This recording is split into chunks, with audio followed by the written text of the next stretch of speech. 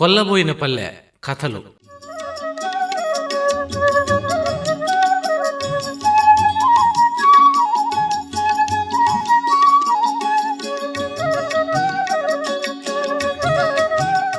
సడ్లపల్లె చిదంబరెడ్డి గారు రచించిన కొల్లబోయిన పల్లె కథలు ధారావాహికలో భాగంగా ఈరోజు వినబోతున్న కథ ఉగాది. ఈ కథపై ప్రముఖ సాహితీ విమర్శకులు ఆచార్య రాచపాలెం చంద్రశేఖర్ రెడ్డి గారి అభిప్రాయం వింటారు. సడ్లపల్లి చిదంబరెడ్డి రాసిన కథల సంపుటి కొల్లబోయిన పల్లిలో 4వ కథ ఉగాది. ఇది కూడా ఒక పర్యావరణ కథే. ఉగాది తెలుగువారి పండగల్లో చాలా ముఖ్యమైంది. ప్రకృతి కొత్త అందాలను సంతరించుకున్న సమయంలో వచ్చేది ఉగాది. చిదంబరెడ్డి రాసిన ఉగాది కథ పండుగల పేరుతో ప్రకృతిని ధ్వంసం చేయడం మీద ఒక అధిక్షేపం. భారతదేశంలో పండుగలకు ప్రకృతి వ్యవసాయానికి సంబంధం ఉండేవి ఎక్కువ, కేవలం మత పండుగలు తక్కువ.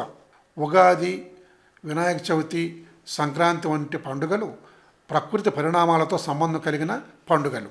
ఈ పండుగలలో పండ్లు, పూలు, కాయలు, ఆకులు, గడ్డి వంటి ప్రకృతి వనరుల వినియోగం చాలా సాధారణం.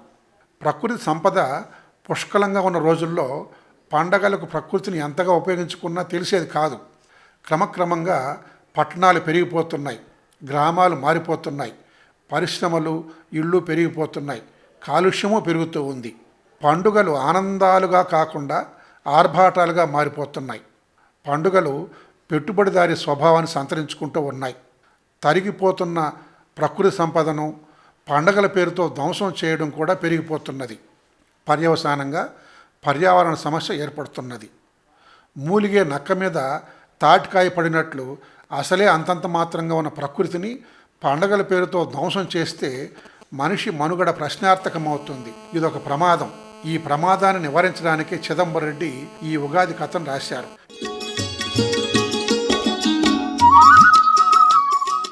ఆచార్య రాచపాలెం చంద్రశేఖర్ రెడ్డి గారి అభిప్రాయం విన్నారు. ఇప్పుడు విందాం ఉగాది కథ. పెన్నమ్మ గత 10 సంవత్సరాలుగా పట్నంలోని మున్సిపాలిటీ పాఠశాలలో ఉపాధ్యాయునిగా పనిచేస్తోంది. కానీ తన అనుభవాలను, జీవన సత్యాలను నిత్యకృత్యాలుగా చేసి వారికి నేర్పలేకపోతోంది. సినిమాలు, టీవీల రంగుల జీవితాల భ్రమల దృశ్యాలు తప్ప వాస్తవ జీవితాల అంచుల రుచులు తెలియని వారి ముందు మానవ యంత్రంగా మారలేకపోతుంది. ఎందుకంటే ఆమె రైతుబిడ్డ. తండ్రి కొండయ్య వ్యవసాయమే ఊపిరిగా పొలంలో కళ్ళు తెరిచే ప్రతి మొలకకు అదునెరిగి పదును నీరు కట్టి కంటిపాపలా కాపు కాసేవాడు. మానవ నాగరికతకు మూలమైన నీటిని, పెన్నీటిని ఎంతగా ప్రేమించేవాడో తన కూతురికి పెన్నమ్మ అని పెట్టుకున్న పేరును బట్టే తెలుస్తుంది. అటువంటి తండ్రితో పాటు వ్యవసాయం చేసేది పెన్నమ్మ. పొలాల మీద పడి ప్రవహించే పెన్నేరు కళ్ల ముందే ఏటికి పరిమితమైన ఇసుక దిబ్బలుగా మారితే కరువును చూసింది. అంతవరకు మోయగలిగినంత బరువుగా ఉన్న వ్యవసాయం అప్పుల సుడిగుండమై అధఃపాతాళానికి లాగితే ఉబుసుపోకని చదివిన చదువులతో గత్యంతరం లేక ఉపాధ్యాయునిగా చేరింది. బీడు నేలను దున్ని దుక్కి చేసి కలుపు తీసి గింజలు విత్తి పంటల ప్రతిఫలాన్ని కళ్ళార చూస్తే గాని తృప్తి చెందని రైతన్నలా తాను ఆశించిందేదీ పట్నం ప్రాంతం విద్యార్థుల నుండి పొందలేకపోయేది. దానికి దృష్టాంతరాలు ఎన్నో ఉన్నా మచ్చుకు ఒకటి. ఒకసారి 3వ తరగతికి చక్కెర గురించి చెప్పవలసి వచ్చింది. చెరుకు సాగు చేయడం, ఫ్యాక్టరీకి చేర్చడం, రసం తీసి కాంచి చక్కెరగా మార్చడం విషయాన్ని చిన్న చిన్న బొమ్మలుగా బోర్డు మీద గీసి వివరించాక చక్కెర ఎలా లభిస్తుందన్న ప్రశ్నకు పిల్లల సమాధానం, కార్డు చూపిస్తే చక్కెర స్టోర్లో లభిస్తుంది మేడం అన్నది. అందుకే అక్కడ ఇమడలేక పల్లె ప్రాంతానికి బదిలీ చేయించుకుంది. ఆ పల్లె పేరు చింతతోపు. పేరుకు తగ్గట్టు ఆ పల్లె నిండా చింతమాన్లే. ప్రతి ఇంటి ముందు 2-3 చింతమాన్లు దేవదారు వృక్షాల ఏపుగా పెరిగి ఆ ఊరంతా మేఘాల్లా అల్లుకొని కమ్ముకున్నట్లున్నాయి. అయితే ప్రతి చింత చెట్టు అనిర్వచనీయమైన చింతతో విచారిస్తున్నట్లుంది. కానీ ఏ చెట్టులోని జీవకళ లేదు. చిగుళ్ళు లేక ఎండిన కొమ్మలతో ముసలి వయస్సులో ఎముకలు విరబోసుకుని భవతీ భిక్షాందేహి అని గడప గడప ముందు నిలబడి యాచించే బక్క సాధువుల్లా ఉన్నాయి. ఆ చెట్ల దీన స్థితిని చూసి ఆమెకు జాలి వేసేది. దానికి తగ్గట్టు 5వ తరగతి తెలుగు వాచకంలో జగదీష్ చంద్రబోస్ అనే పాఠ్యాంశం ఉంది. ఆ పాఠాన్ని వివరిస్తూ మనుషులకు జంతువులకు లాగానే చెట్లకు కూడా జీవం ఉందని, మనలాగే చెట్లు కూడా కష్టసుఖాలకు ప్రతిస్పందిస్తాయని వివరించింది. అప్పుడు ఒక అమ్మాయి కల్పించుకొని, మనుషుల్లానే చెట్లు కూడా అంటే నేను నమ్మను మేడం. ఎందుకంటే మనం మాట్లాడతాం, ఒక చోటు నుంచి ఇంకో చోటుకి నడుస్తాం, మరి చెట్లు పుట్టినప్పటి నుంచి ఒకే చోట ఉంటాయి కదా అంది. అందుకు పెన్నమ్మ, అమ్మాయి నీ ప్రశ్న చాలా బాగుంది, ఇలా ప్రశ్నించేవారంటే నాకు చాలా ఇష్టం. ఇప్పుడు బెల్లు కొడుతూనే నువ్వేం చేస్తావు అంది. ఇంటికి వెళ్తా మేడం. ఇంటికి ఎందుకు వెళ్తావు? అన్నం తినడానికి. ఒకవేళ అన్నం ఇక్కడే ఉంటే ఇంటికి వెళ్తావా? లేదు మేడం. కాబట్టి మనుషులు కానీ ఇతర జీవులు కానీ తమ ఆహారం కోసమే ఒక చోటు నుంచి వేరొక చోటుకు వెళ్ళడానికి నడక నేర్చాయి. కాళ్ళు రెక్కలు సమకూర్చుకున్నాయి. చెట్లకు ఆ కర్మ లేదు. అవి ఉన్న చోటునే వేళ్ళు ఆకుల ద్వారా ఆహారం తయారు చేసుకుని ఎప్పటికప్పుడు స్వయం సంపాదనతో దర్జాగా జీవిస్తాయి అంది. ఈ మాటలతో పిల్లలు తమ పసి ఆలోచనతో ఏదో అందని తీరాలు అందుతున్నట్లుగా ఆలోచిస్తూ శబ్దాలు మాని నిశ్శబ్దంతో నిండిపోయారు. అంతటితో పాఠాన్ని ముగిస్తూ, ఊళ్ళో మీ ఇళ్ల దగ్గర పొలాల దగ్గర ఉన్న రకరకాల వృక్షాల పేర్లు రాయండి. వాటిలో ఏపుగా పెరిగి బాగా కాయలు కాస్తున్న చెట్లు ఏవి, ఎందుకు అనే ప్రశ్న ఇంటి పనిగా ఇచ్చి బడి వదిలింది. మరుసటి రోజు పిల్లలు రాసిన జవాబులను బట్టి అక్కడ చింత, మామిడి, టెంకాయ చెట్లు ఎక్కువగా ఉన్నట్లు, వాటిలో పొలాల దగ్గరున్న చెట్లు ఏపుగా పెరిగి బాగా కాస్తున్నట్లు, ఇళ్ల దగ్గరున్న చెట్లు మాత్రం మోడుబారి బాగా కాయడం లేదని తేలింది. ఒకచోట బాగా కాసి మరో చోట బాగా కాయకపోవడానికి కారణాల కోసం పిల్లలను గ్రూపులుగా చేసి చర్చలు ఏర్పాటు చేసి జతకు సైన్స్ పాఠాన్ని జోడించి చెప్పాక, భూమిలో 1-2 అడుగులపై పొరల్లోనే చెట్లకు కావలసిన ఆహారం ఉంటుంది. దానిని పిల్లవేర్లు నీటి ద్వారా గ్రహించి అందిస్తాయి. ఇళ్ల దగ్గరున్న ప్రతి చెట్టు కింద వేళ్లను గొలుసులుగా తవ్వి మేకులుగా నరికి వాటికి ఆవులు, ఎద్దులు, ఎనుములు, మేకలను కట్టివేస్తున్నారు. పశువుల గిట్టల తోకిడితో చెట్ల వేళ్లు చితికిపోయి ఆహారం సంపాదించలేక మోడుబారిపోయాయి అనే అసలు సంగతి బయటపడింది. అంతేకాదు, ఆ సంగతి బడికి మాత్రమే పరిమితం కాదని, పిల్లల ద్వారా ఊళ్ళోకెళుతుందని, ప్రతి చెట్టు వేళ్ల ఎదపై గుదిబండల్లా నిలబెట్టే పశువుల తొక్కిడి తొలగించి దూరంగా వాటిని గడ్డి గాదంతో నీడలు వేస్తారని, చెట్లు మొదళ్లలో ఎండిన ఎద ఎముకల్లా కనపడే వేళ్లకు చెరువులోని ఒండుమన్ను కప్పి బచ్చలి నీళ్లు పారేలా పాదులు చేస్తారని, పునర్జన్మ వచ్చినట్లు చెట్లన్నీ మూసి ఉంచిన చిగురు కళ్ళు తెరిచి చూపుల కొమ్మల రెమ్మలతో 4 వైపులా పచ్చగా తొంగి చూస్తాయని పెన్నమ్మ కన్న కలలేవి ఫలించలేదు. అంతేకాదు, బడి ముందర మోడుపడిన ఒక మామిడి చెట్టుంది. దానిని మామిడి చెట్టని ఎవ్వరూ పిలువరు. అది రెక్కమానుల ఎత్తుగా ఉట్లమానుల దుబ్బగా ఉంటుంది. ముసలితాత తట్ట తలలో అక్కడొకటి ఇక్కడొకటి వెంట్రుకలున్నట్లు గుప్పెడు ఆకులు కనిపిస్తాయి. కానీ ఎన్ని వర్షాలొచ్చినా ఊళ్ళో వాళ్ళు దాన్ని కొమ్మలు రెమ్మలతో బతకనీరు. వేసిన ప్రతి ఆకును పండుగ, పెండ్లి, తిరునాళ్ల పేరుతో కోసి దీపం లేని దీపపు స్తంభంలా తయారు చేశారు. రాత్రివేళ చెట్టుగా కాక కరడుగట్టిన చీకటి దిమ్మెలా కనిపిస్తుంది. అందుకే దాన్నెందరూ దయ్యం చెట్టని పిలుస్తారు. ఊరి మందకు తోలే గొడ్డు పశువులన్నీ రాత్రంతా ఆ చెట్టు కిందే తిష్టవేస్తాయి. పగలంతా బురదలో పొర్లే పందులన్నీ తమ ఒంటి దురదనంతా ఆ చెట్టు మొదలకు రుద్దే తీర్చుకుంటాయి.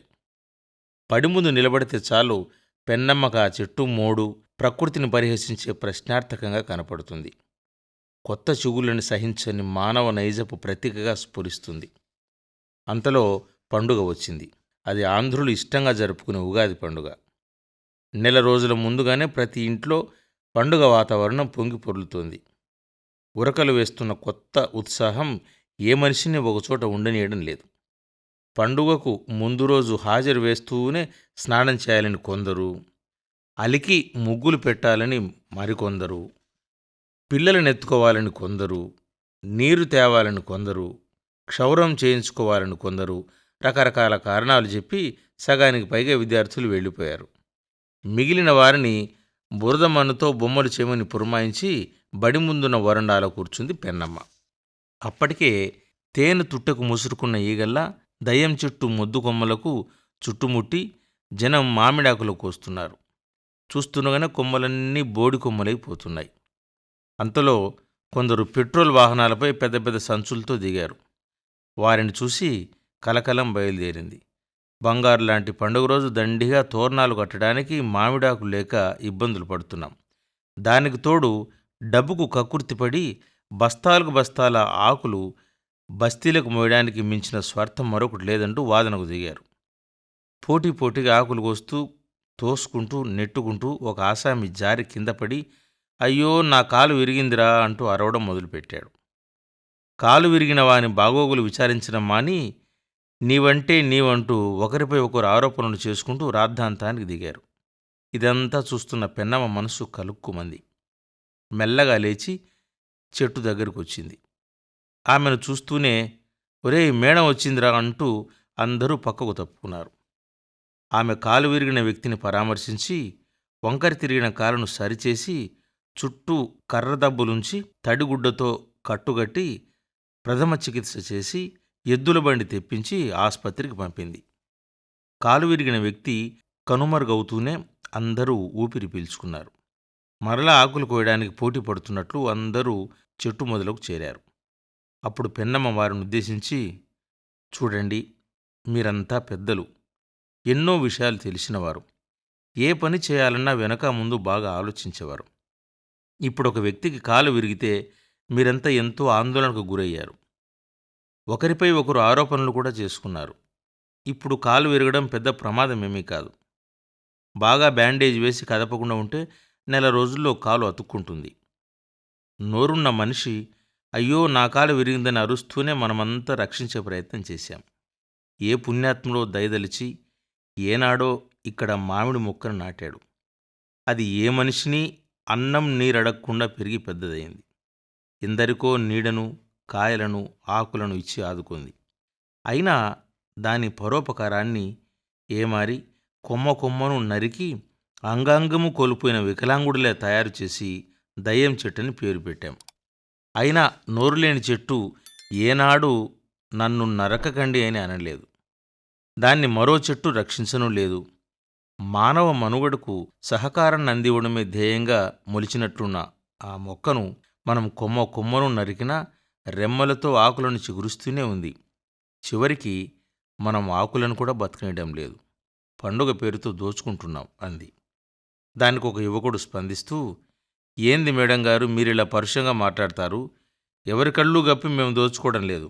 మామిడాకులు ఎంతో పవిత్రమైనవి. ఈ సంవత్సరం పొడుగునా శుభం కలగాలనే ఆశతో మంగళకరమైన సాంప్రదాయాన్ని ప్రశ్నిస్తున్న మీకు పండుగలు పబ్బాలంటే గిట్టినట్లు లేదు అన్నాడు. పండుగలనేవి మన ఆనందాలకు ఆనవాళ్ళు. అందుకే పండితే పండగ లేదంటే ఎండగ అనే నానుడు తయారైంది. గతంలో మనకు రాగులు, జొన్న, కొర్రలు తప్ప వేరే పంటలు తెలియవు. చాలామంది రాగి అంబలితో కడుపు నింపుకునేవారు. పండుగ రోజు జొన్నన్నం కళ్ళకద్దుకొని తిని సరిపెట్టుకునేవారు. అలాంటిది పాతవాటిని వదిలి కొత్త ఆలోచనలకు, సరికొత్త వంగడాలకు స్వాగతం పలకబట్టి ఆధునిక పంటలు మీరంతా పండిస్తున్నారు.